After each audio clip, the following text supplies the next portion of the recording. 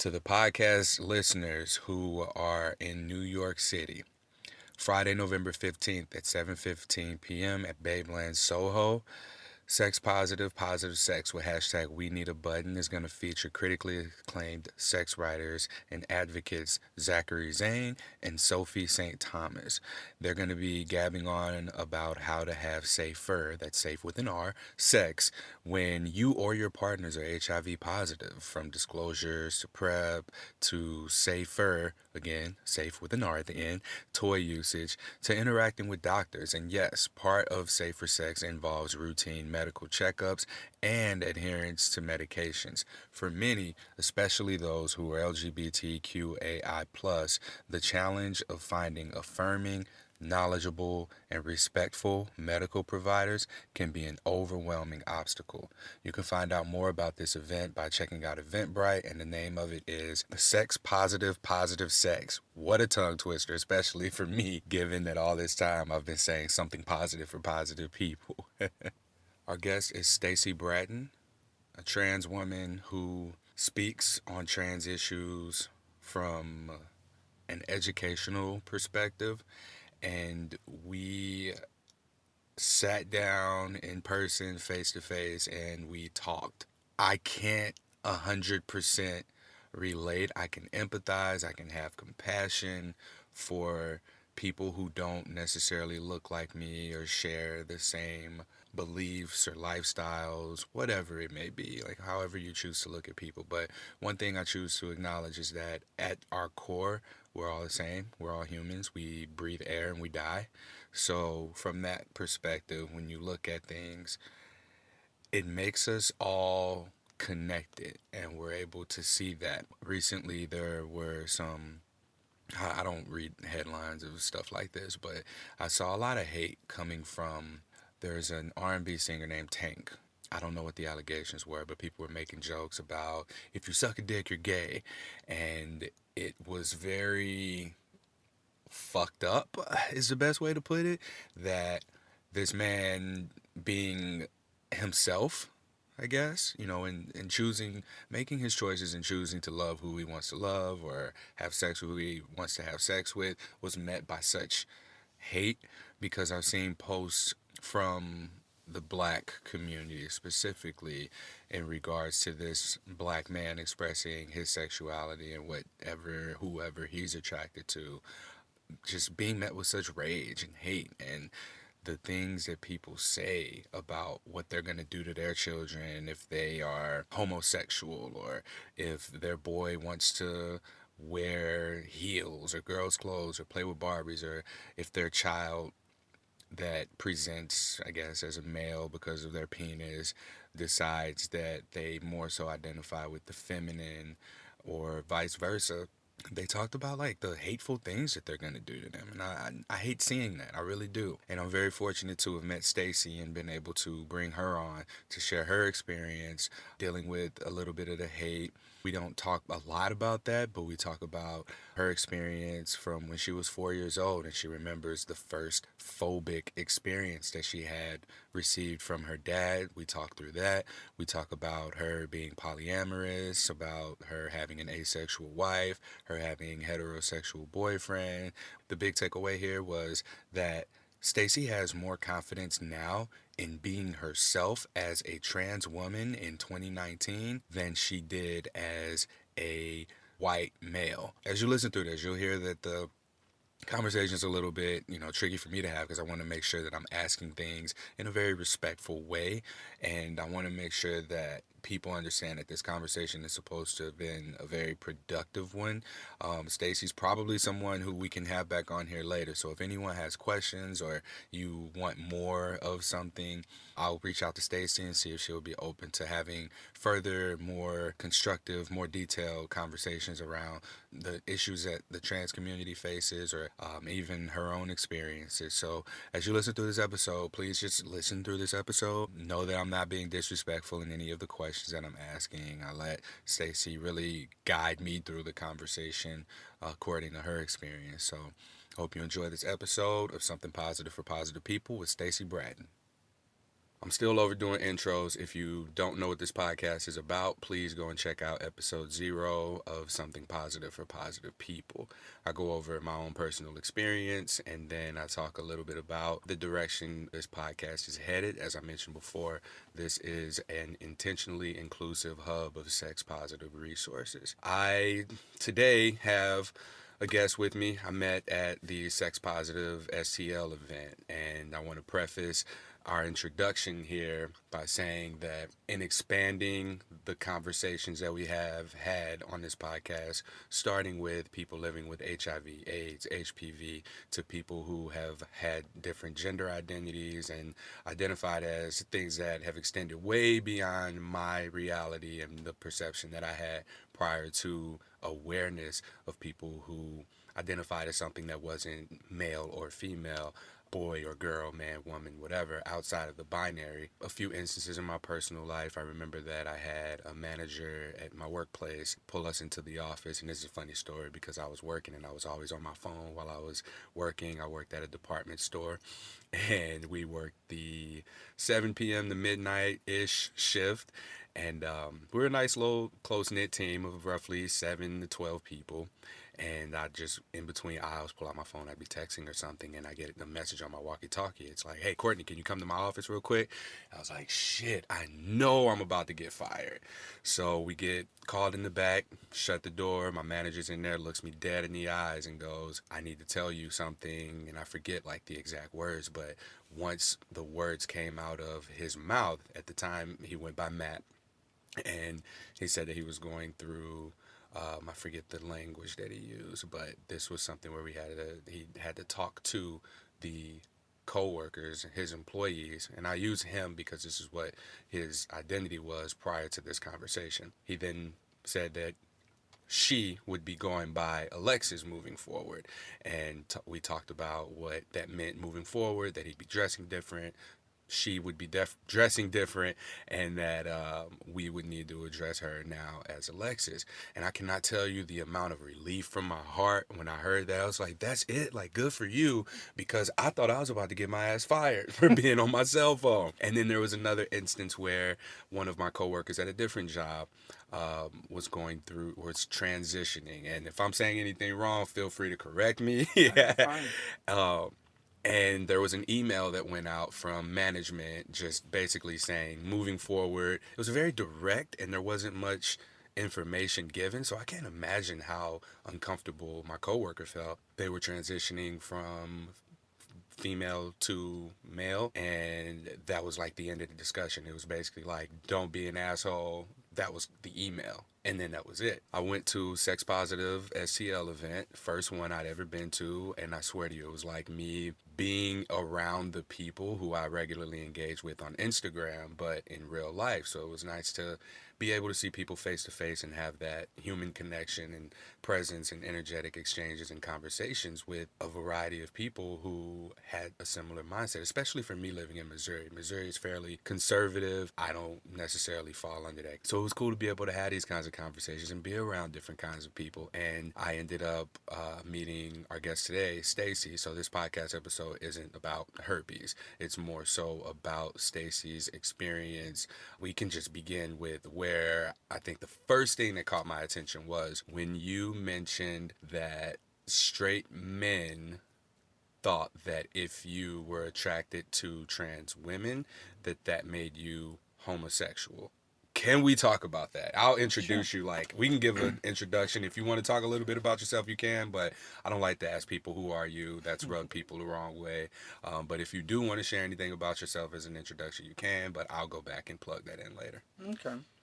Um, what do you want me to explain to you how I handled that question? Let's talk about that question, because that to me was like, I think that's something that a lot of straight men are thinking. You know, if you are sexually attracted to a trans woman, that, oh, in their minds, because of what we've been programmed to believe about men, I guess, that you are now having to question your sexuality. And I think that's what a lot of straight men fear, is not being straight. Like, if I begin to question it and get technical or become more simplified and rationalize my attraction, that I am now going to be the thing that it's not okay for me to be because it conflicts with my values. So, with that question in particular, Hmm. how'd you handle that? Well, I simply told the person, I'm like, look at what you're attracted to. Look at what your sexual attraction is. Are you attracted to my female qualities? Are you attracted to my male qualities? If if you only have interest in what you're looking at as being female and what you're observing as female, then you're still straight, because in order to be homosexual, you need to be attracted towards the male aspects or the male sides. So just because someone has a male body, if you're attracted to that person mentally and even physically as to what they're displaying as female traits, then you're still a straight male. What was his response to that? The response I got was, "Wow, you've really given me something to think about. I'm gonna have to sit with this for a while. Thank you." Did they come back to you later after having sat with that for a while or No, what? no, I haven't heard back. Okay. Is it more accurate to say masculine traits, feminine traits than it is to say male, female? Can we, It could, yeah, for the sake of our conversation here conversation. moving forward, Okay. getting into this conversation, how did this happen? How did that question come up to you? On a dating site, I'm polyamorous, so um, I'm have a dating profile that I'm always kind of looking for something. Was this person aware that you were trans prior to? Well, you didn't meet in person, I'm assuming. Did you No, just were you just talking yeah, over? just talking online Do you have to have that conversation a lot? every time, because I have learned, like on one of my profiles, it has my picture directly underneath of it's my name, and then I've even put like little stars and then trans woman and then stars to put that in like the first paragraph. I say I am trans, and they don't read. No, I think that's a It's man look at thing. the picture, and then you just don't read anything else. And Yeah. so yes, every time I have to go, did you read my profile? This is with everybody who makes contact with me. Did you read my profile? Do you know I'm trans? Do you know I'm poly? I'm guilty of this. So whenever I was on Tinder, any kind of dating site, I'd just like be doing something else and just right swipe, right swipe, right swipe, and whoever we end up having connections to, that's where the conversation starts. So if a conversation is initiated at any point, there has to be some sort of physical attraction. So you see a profile, you see a person, like, oh, I'm attracted. And then when you get to reading in there, why is it then that people begin to have issues and begin to question their sexuality when you're attracted to whatever, whoever you're attracted to, based on their physical appearance, and then it becomes an issue that I guess now your sexuality is in question because this person has told you they were trans. Like, what would happen if you didn't say you were trans, you know? If you don't bring that up and you meet the person in person, you take a large risk of violence. Bro. And is this just because of transphobia? Yeah, the minute that you have now put their sexuality into question, that anger and shame generally turns to violence, and you are the target. What do we do about that? I try to stay aware of issues that are going on in terms of social justice, and there have been murders of trans women. And is there anything we can do? Like, how is it that you keep yourself safe? You're on dating profiles, you're polyamorous, and when you're talking about running into potential violence, if you're not disclosing that information, but we have situations where people are choosing to actively not see that information. So, what's to happen if you meet with someone who knows? Are you still at risk for violence? I think it's a little bit lower Okay. when if you meet someone who already knows. I guess there's always that time if they like know but are still questioning themselves, and then they come up with their answer that that's not good for them. It may still turn violent, but in my experience, not. Being completely transparent here, when sexual energy is high, I think that our rationality is a little bit different. So, can we speak to the experiences of or possibility of a male identifying person who is homophobic and has some shame rooted with anger, who is open to meeting a trans person and they are getting together after the release, the Mm-hmm. interaction, after sex? Is that when violence is likely to also occur? Because I think there's this phrase of deep thinking with your dick. And then, like, once you're not thinking with your dick anymore, it's like back to reality. So now, is it like, oh shit, I just had sex with a trans person, or coming from a transphobic person's mouth, it would be, I just fucked a dude. And now that is another instance of potential violence. Oh yeah, that is definitely reality. This is a really weird space to navigate because I'm looking at it as this is a thing that needs to be addressed from a shame perspective, and nobody should have to have themselves in position to face violence in any situation, especially one where people are looking to date, intentions are put out there, but all of a sudden, like, you get what you want, and now it's like, oh shit, back to reality. Like, that's not fair to the other people. That's not fair to the other person. For me, as a straight male in this space with this ability to communicate to whoever finds these podcasts, like, what would you say to someone who may be questioning their sexuality in terms of whether or not it's okay to be attracted to a trans woman? Take the time to get to know them as a person. Don't just rush in to have sex. I think that that's a big portion. Is once you connect with someone on a deeper level than just physical, then I think that kind of makes it safer for everyone because you now you've made a connection. This person is now real to you.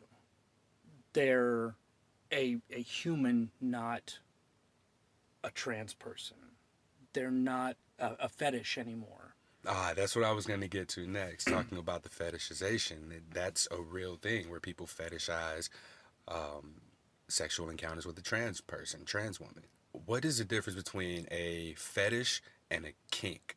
Does that apply here because it's a person? Because I heard that there's like kind of an overlap between something being fetishized and it actually being someone's kink. So if you're attracted to someone with certain qualities or behaviors, like that would then be a kink, I guess.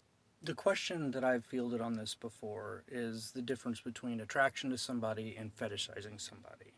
So we kind of haven't dealt with the kink side of it. But when a person is not a person, they are a thing. They are trans, they are black, they are Asian. When that is what you see, then it's a fetish. When that person is not human, they're an object. Once that, if you're at a point where the person is still a human to you, they're a personality, then at that point you're not fetishizing that piece any longer. Okay, that makes sense. So we're talking about objectification of a human versus seeing the human. Right. All right. Now, you mentioned your personal experience, and we'll be able to touch on some of that. So, you are a trans woman. Um, when did you begin to explore that? Like, talk to me about the origin story. Like, how long have you been safe being a trans woman? I don't know how to start this particular conversation. Like, I mean, I think that I don't think people like change or anything. I think that we just kind of grow into who we naturally are. Yeah. So, like, was there a point in time where you realized that you were different? Um, at 4 years old, I remember my dad trying to take pictures of me, and I'm like yanking my sweater off my shoulder, and he's like, "What are you doing?" And I'm like, "This is how Farrah Fawcett looks when she takes her pictures." And that did not end well. Where are you from? From Illinois. Okay. So close to Missouri. So Yeah. we're talking fairly conservative. Alton. All right. Oh, shit. Alton Yeah. area. Yeah, Yeah. right next door. All Yeah, right right. next door. So yeah, that did not end well at all for me. And that's when it got pushed pretty deep down in my little closet. Mm. So I can just imagine at that point, are we talking about dad pushing you more into sports or doing Oh like, God, yeah, he made me play baseball. It so sucked. To this day, like I can play any sport and I'm fairly good at it, but I just don't because just I guess internalized hatred for anything that has to do with that yeah. because it was pushed on me so hard. And how long did you feel like you had to push yourself down? Because I mean, I can imagine how your dad began to treat you moving forward, but when did you begin to feel safe in expressing yourself? I was 35 when I came out of the closet. 35? Was there 35. anything between 4 and 34 that you were There able to were and express there were. yourself? My grandparents let me express myself Hmm. over at their place, so I spent a lot of weekends over there growing up. Um, but yeah, then pretty much I went on this full masculine kick and did as much guy stuff as humanly possible. Now, was this you just fighting it for Yeah. acceptance? Oh yeah. I Ah, wanted to be normal. hmm. So what did that look like for you in terms of just fighting to be masculine? It was horrible. I mean, and people would still. I mean, to this day, people would pick up on these feminine traits that I had and would make comments about it. And that's when I'm slipping in this area. I got to watch myself more in this area. Someone asked me once after I transitioned, like, well, how long did it take you to act like a woman as well as you do? And I'm like, I just stopped acting like a man. It just came down to you being yourself, Yeah. expressing yourself the way that you felt the most free to express yourself. Like there's nothing much to it. It's not you putting on a front. It's not you acting like someone you're not. It's just you being yourself, literally. Hmm. And then what did that look like for you? What did expressing yourself on weekends at your grandparents' house look like? Basically, I'd go over and my grandma had a couple things that I could put on. Usually they were like night shirts, and then I could just run around the house and I knew I wasn't in boy clothes, and I was Oh, fine. so something as simple as that. So we're just talking about you being able to dress outside of gender norm identifying clothing and just being able to play like a kid would play. Hmm. All right. And you said 35. So 35 35. was when you just became fully out. What gave you the courage? What gave you the safety to do so? At 35, I was married at the time, and I had a massive anger outburst. And these were not uncommon. And my now ex wife had said and told me, she's like, you need to go see somebody about this anger, um, or I'm leaving. And it's like, okay. So I started into therapy, and after 3 sessions of therapy, the therapist come up, and I had told her about like cross dressing and stuff like that. And after about three sessions, she's like, "Do you know why you're angry?" And I'm like, "No." She's like, "You have no clue." And I'm like, "No." She's like, "You're a transsexual." I'm like, "No, I'm not." She's like, "Yes, you are." No, no, I'm just a cross dresser. She's like, "No, you're a transsexual." And I cried for 3 days while absorbing that information. Did you cry because you were seen or did you cry because I of knew something my else? entire life was about to just get flip flopped. Is it because you weren't able to unsee that now that someone brought it to the surface? Is it because now you had language for it or what? I had convinced myself that I cross dressed and that was it. I was okay. But then when you attach that label to it, and at that time, when I was 35, it was still a disorder. Hmm. I mean, I was now labeled mentally ill. Yeah. So this was, a big deal. Okay, so you received I mean, at this, the language that we'll use here is just a clinical diagnosis of being transsexual. Hmm. So there were no hints of that to you. How did you feel about transsexual people before you were given your quote diagnosis from the clinician? So I had attempted to come out of the closet a couple times, and I had suffered sexual abuse and from a couple people, and I had suffered being emotionally abused by a person, and then I also had one person try to exploit me. So, and these two of the three were trans people that did this to me. So these were friends of yours. I'm gonna make the Uh, assumption like there was some kind of a connection there. they were people I had met while trying to come out, Oh, what did trying to come out look like? trying to find my community, trying to go places where I could meet other people who might be like me, Hmm. and then trying to just make a friend. Yeah, so you were putting yourself out there, and it just wasn't being, well, I guess it was being received. Like, why did they want to out you? I don't understand that. I don't know. Hmm. Okay. Now, what are some safe places, safe spaces that you felt safe in going to try and reach out to a community? You mean like when I at 35 when I came out, or I guess leading up to coming out, like what, I mean, you got your diagnosis, you cried for 3 days. Oh, I'm gonna make the assumption your ex-wife left you, yeah, parted ways after that situation. yeah. So where did you have to go from there? Like I assume that you may have been. When we separated and I moved out, I took about it was around 9 days, and in that 9 days, I needed to figure out what I was going to do with my life because at that point, a lot of stuff had been stripped from me already. I lost my home, lost my marriage.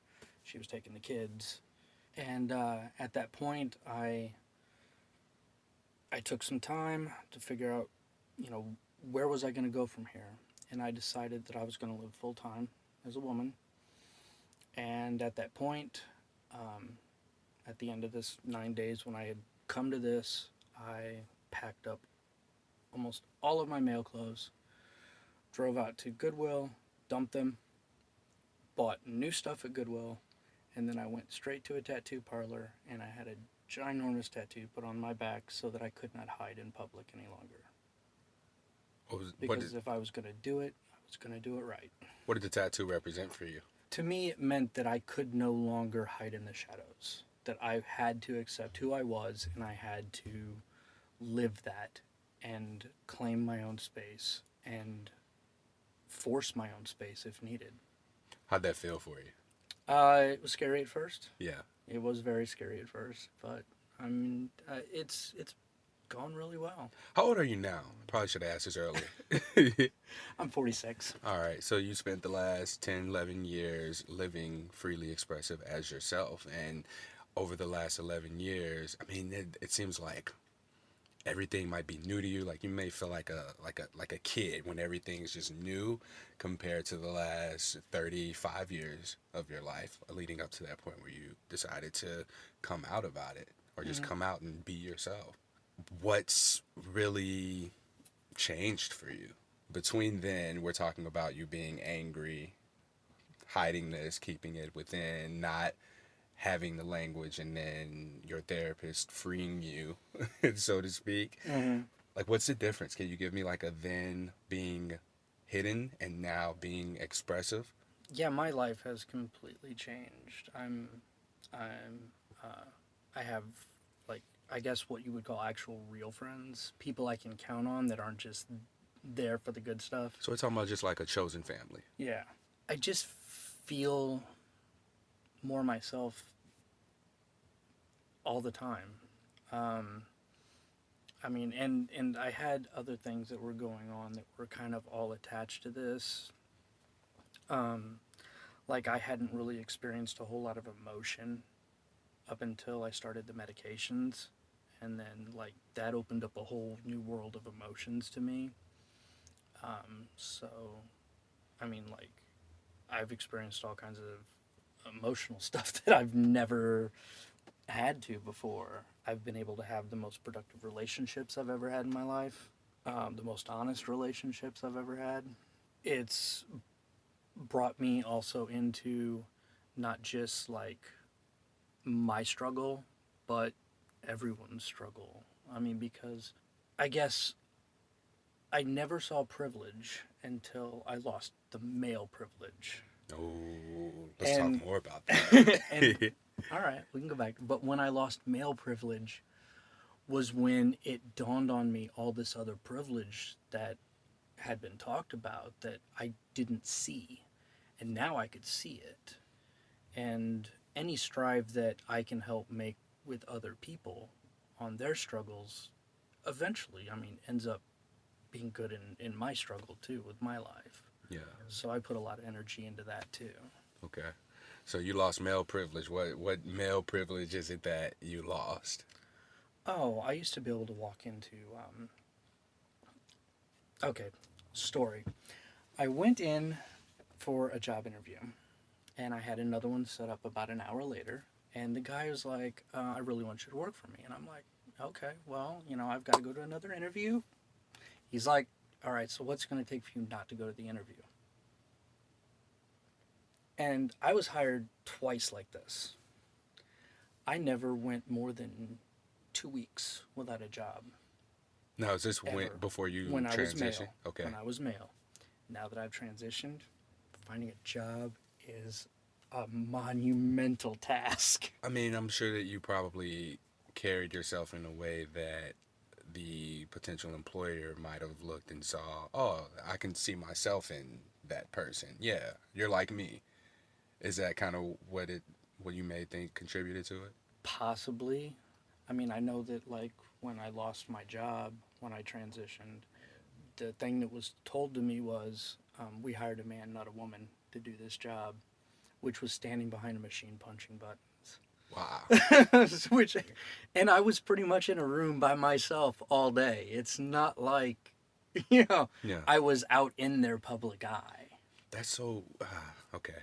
So, And you said twice you've been hired as a male. as You've a been male, hired just like that. just been hired. I mean, to where the employer was like, "What do I have to do so that you don't go to any other job interview?" Hmm.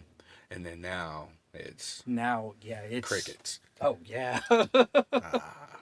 I mean, I'm on 6 months right now on a job search that I still haven't got anything off of. Mm. So And same field or no, different field. Well, right now it's any field. I mean, yeah. I'm just. But when I got the job I currently have, it was in a different field, and they honestly didn't want to hire me. When I got hired, I remember we were driving around. It was like an in-home health type thing, and we were driving, and I was with my new boss, and she's like, "Yeah, I'm really glad I got you. They were hired some trans girl, and I was afraid I was going to get stuck with her." And I was like, "You did." And she like almost stopped in the middle of Limburg, and just was like, "What? Oh my Yeah, god. you did get stuck with her." So, and I don't want to. I want to be like jokes on you. I mean, but how could she?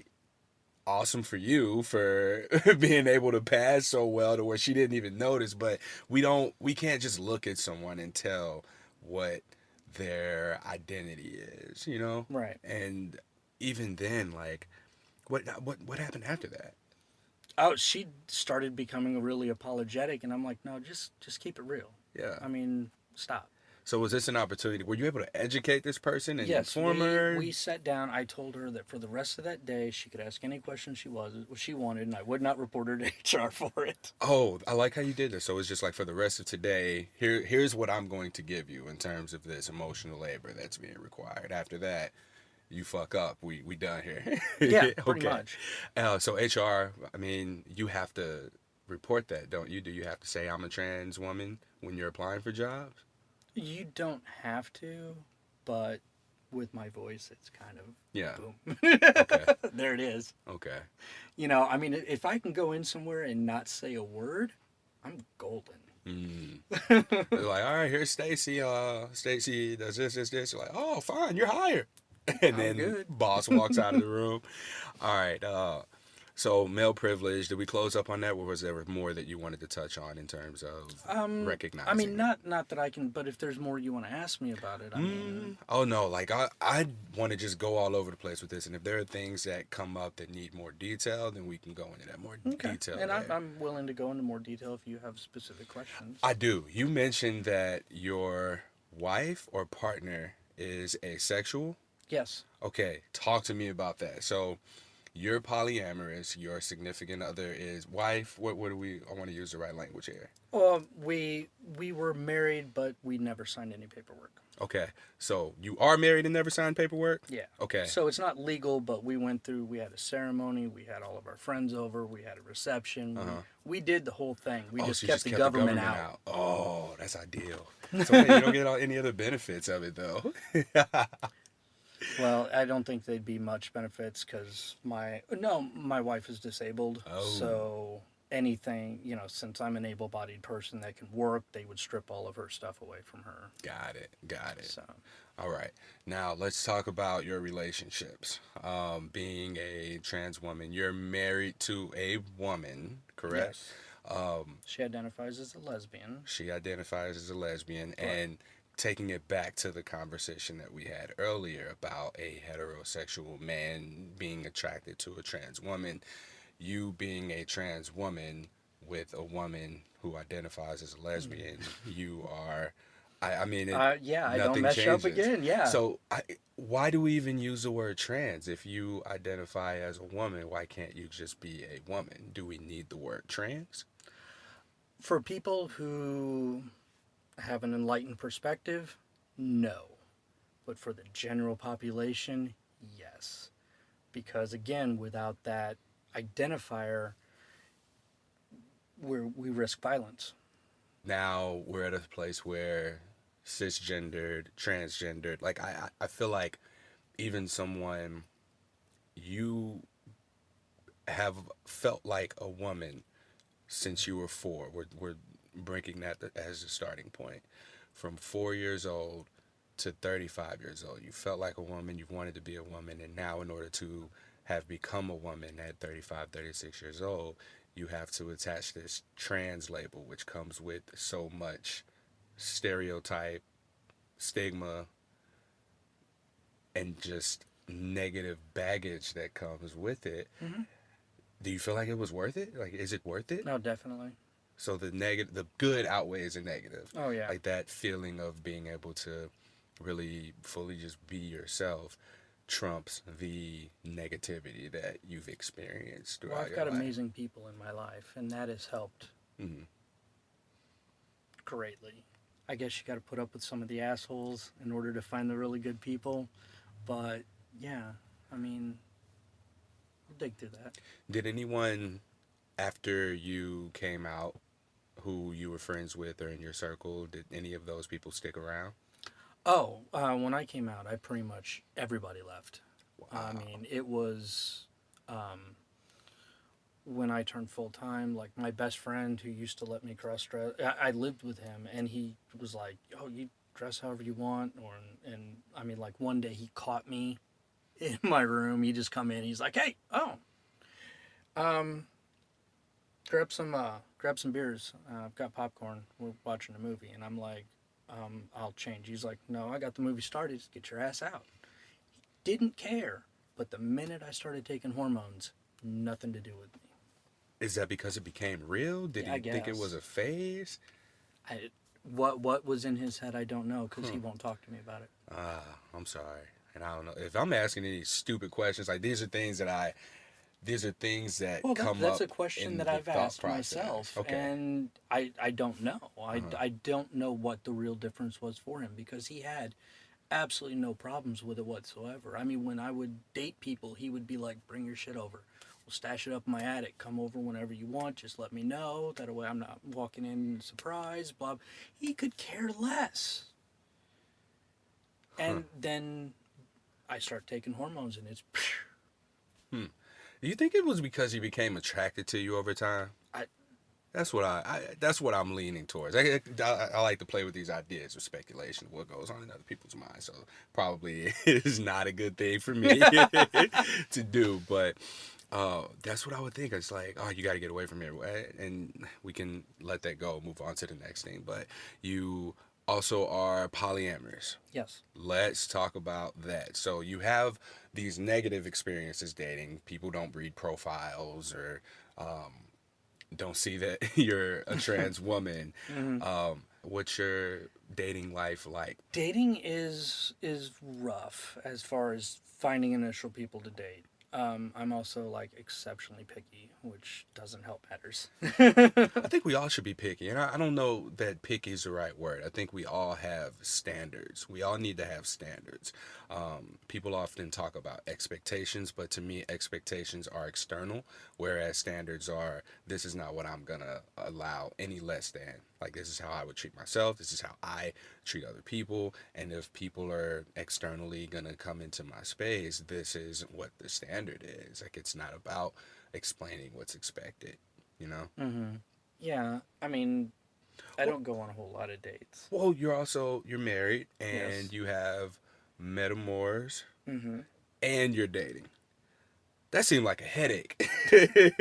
No, actually, I get along with my metamors really well. Okay. Um, yeah, stories on that I can go on, but I have my wife, um, and she's actually who taught me how to be polyamorous. Your asexual wife My, taught you how to be polyamorous. she became asexual when she became disabled from Oh. and the medications and that she had to start taking and stuff like that. But she had been polyamorous all of her life, and she'd been in other polyamorous relationships. And so she wanted me to open up to that, and I had difficulty. So we went monogamous for 2 years while I wrapped my head around it.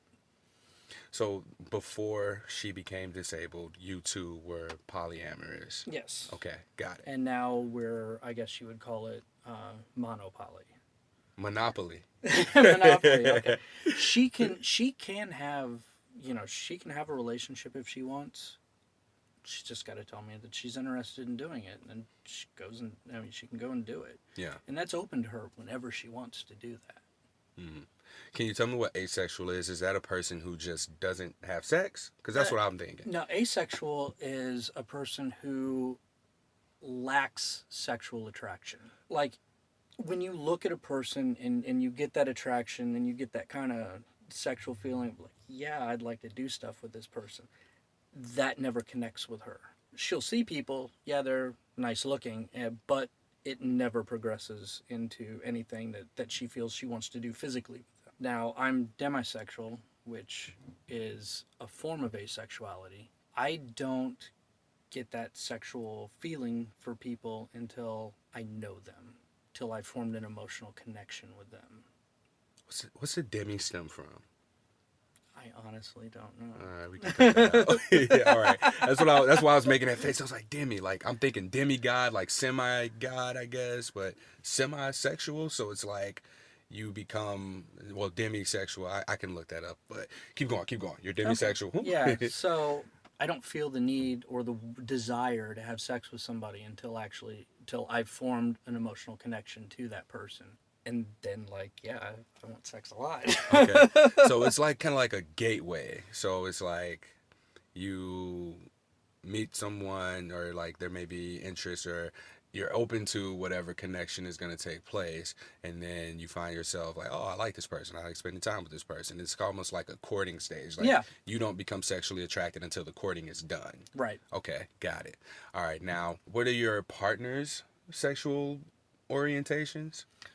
As we discussed, my wife is asexual. I have a boyfriend that's straight, that identifies as straight, and I have a girlfriend that's long distance that identifies as pansexual. Can you tell me what pansexual is? I forgot.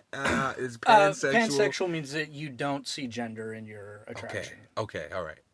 That's why I wasn't gonna use that language, but I got it. And then my boyfriend has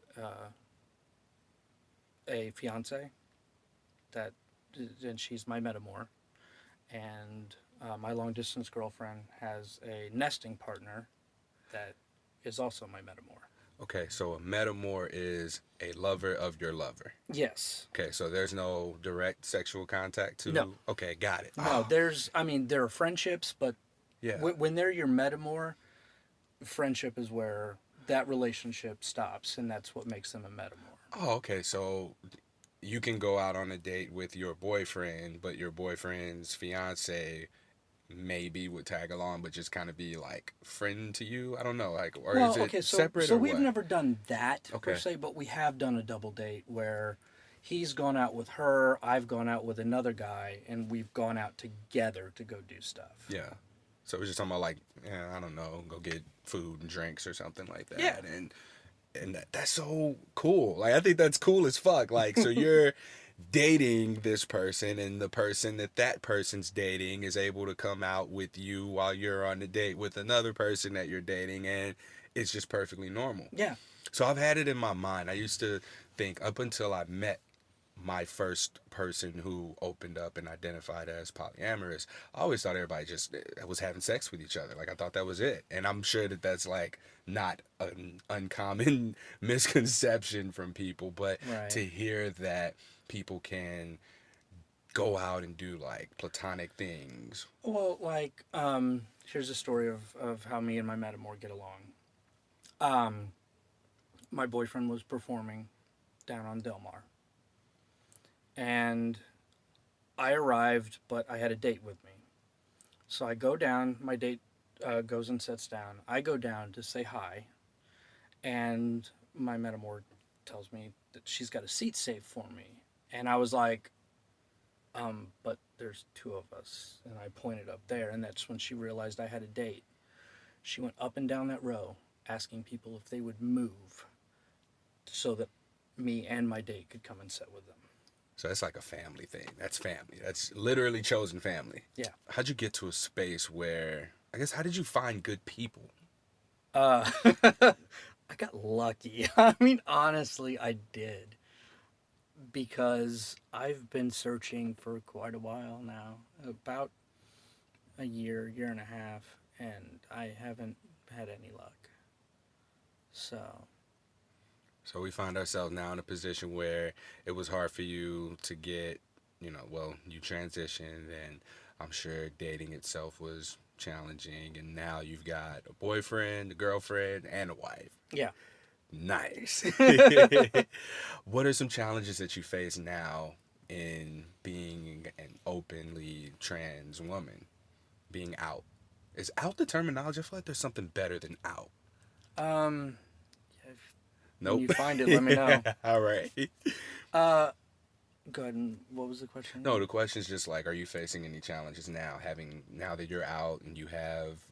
Honestly, no. I feel like you're almost like living the dream of having the relationships that you want. You have a community that you're safe in, and I mean the biggest struggle it seems like from what we've just talked about is people reading your dating profile, which happens with everybody, and finding a and job. then finding a job. Yeah, pretty much. That those are pretty much my only issues. When I came out because of my past in my community, the trans community, I I don't really go into the trans community at all. I stay in the cisgendered community, and I've forced my presence in it, Yeah. and it's worked out well for me. Nice. Do you feel that there's some kind of level of privilege that has to come with you being able to force your presence? Um, I'm quite sure there is. I mean, yeah. And there may be places where this is inappropriate, but I feel like that's women. Women sort of have to force their presence, take up more space, be heard, be loud. And to me, what you just said, like, it doesn't really sound like much of a difference. Like, when I go into a space, I'm a massive person. I'm loud, vocal. And so I'm seen, I'm heard, I'm known. And then for you having I guess it's the word force, like forcing your presence to Mhm. me seems like something that I don't have to do, but it's also something that you shouldn't have to do. But if I don't do it, who's going to do it? And that's the other thing is I know I've been in areas that I've forced my presence in, and now other people who are trans have felt safe to come out or talk to people in that area. I've also seen more acceptance of people who are like put off by me when I first arrived in that, like little social circle that now accept me and accept other trans people and have even changed their language on how they talk. No shit. I Yeah, love it's that. just Okay. because I mean, it's it's just having the ability to go in and say this is who I am. You're going to deal with me. Yeah. Do you think you had that confidence when you identified as a man? No, Mm. not at all. So there's also a level of confidence that comes with this When I free was a guy, expression. there is no way I could sit in front of a microphone and talk. There was no way I would get up and talk in public. And now, I mean, I've talked at coffee shops. I've talked on panels at WorshU. Yeah, I enjoy going up in public speaking. Wow. Yeah. Force Your Presence is totally going to be the title of this podcast episode, by the way. So good job with that. Um, you mentioned to me, and this is probably where we can close out unless you have anything else that we don't cover with this conversation. Issues with the medical community. So I've recently gotten tested for STIs. I went and to the St. Louis effort for AIDS. So they provide free STI testing here locally. If you have insurance, they'll bill your insurance. If you don't have insurance, it's okay. They test you for syphilis, HIV, gonorrhea, chlamydia. So I go in. This is the first place that I was tested where they asked me questions that I can see how someone in like a heteronormative mindset would be offended by, but I was asked if I had sex with men, if I was polyamorous, if I had sex with sex workers, or if I had sex with trans people. And the way that it was asked wasn't in a judgmental way, but it was more of a way to, I guess, assess my needs, assess my risks. I don't Well, know. there's different. Well, yeah, it's to assess your needs and your risk because there's different tests. I know, like my boyfriend has at one time said that he goes in and they take him as a straight heterosexual male, but then he's like, yeah, I need this test, and this test also, and they're like, well, no, you don't. And he's like, well, one of my girlfriends happens to have a penis, so yeah, I do. Okay, so what's this test, this test, this test? Because now I'm like, well, damn. Like, I don't what know. I other get tests? tested All for right. absolutely everything because I mean, I walk in, I'm trans, I just get they go all over me. Okay. Okay. Are there issues that you face from the medical community? Because I hear stories, I hear horror stories, even from lesbians, gay people, bisexual people, and people who are polyamorous, that they face judgment, stigma from the people who are supposed to be providing them with medical care. So you shared with me a story. Well, we didn't go into details of the story, but you said you had a story, and I'd love for you to be able to share that Oh, here, no just for the problem. sake of us, hopefully giving other people the confidence to come into this space and talk about it. I had had an incident one night, and I had passed out. It's a thing with your vagus nerve, and so what happens is in the middle of the night, if you go to the bathroom, your blood pressure can drop while you're going to the bathroom, and you pass out. So this had happened to me, and it had happened before. I knew what it was, but my current wife had never seen it, and I had fallen. I had broke a trash can with my back. Yeah, it wasn't pretty. So she wanted me to go to the hospital to get tested to see if I had a seizure or anything. So we go to the hospital. They check me in. They put me in the ER room.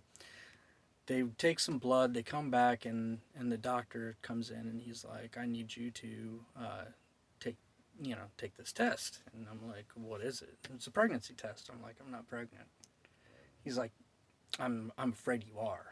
And I kind of chuckle, and I'm like, no, I'm not pregnant. And he's like, you can, deny it all you want. I'm like, look, my wife is sitting there. I'm not pregnant. And he's like, well, then, I mean, I'm not going to be the one to say you're doing something behind her back, but you're pregnant.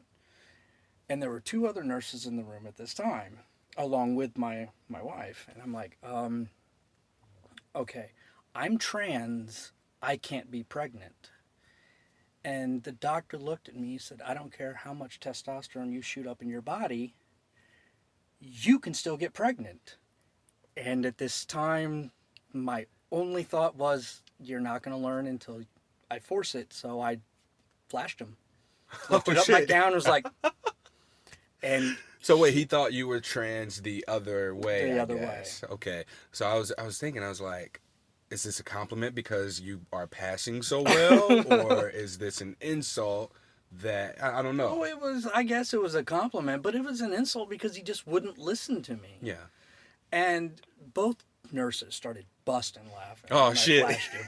My wife started busting laughing. He stormed out, called both nurses out with him, and about 15 minutes later had a new doctor come in and start explaining to me and my wife about this vagus nerve, condition. So we went from a pregnancy test to, all right, here's the condition that we're dealing with. Wow. Wow. Yeah, because he wouldn't come in and see me anymore. Discrimination at its finest. Mm-mm-mm. Did you end up getting the issue resolved, though? Well, I mean, it's good. There's really nothing they can do for it. Mm-hmm. You just got to be aware of it. Ah, okay. Is it something that you can see coming, or? Generally, I have a few seconds warning. Mm. So you can just really just kind of get to a safe space where you're not Yeah. going to fall. Yeah. Okay. Wow. Yeah, and I mean that's why we need more empathetic healthcare. We talk about the "We Need a Button" campaign, and the hashtag Unfair Care is where you can also hear more of these stories where medical professionals just aren't giving LGBT members the quality of empathetic healthcare that we all should be given access to. Staci, I think we covered everything that I thought to cover just from our conversations. If there are more things, I'd hopefully be able to just shoot you an email like, hey, here are things that came up from people who've listened to the podcast and maybe they have questions. I mean, that doesn't happen often, but this is me soliciting an opportunity for you to write in questions. Is there anything else that you want to leave us with? Anything else you want to say? I definitely want to be able to help, support the trans community in terms of the violence and aggression that they're met with by using this platform as a space to inform people of ways to reflect on their own shame and giving them the language to use around this and encourage people to have discussions. But what's something that we can do as people who are listening to this podcast to support trans people? Just, I mean, open up your mind and know that gender is a spectrum, not a binary. It's not one or the other. That you and the spectrum is large. People can fall anywhere on it. Respect people on what they're choosing and what they tell you that they are, because they're the only ones who know it. I read something that said respecting one's pronouns and acknowledging their pronouns is a form of suicide prevention. And since I heard that, I got it. I understood.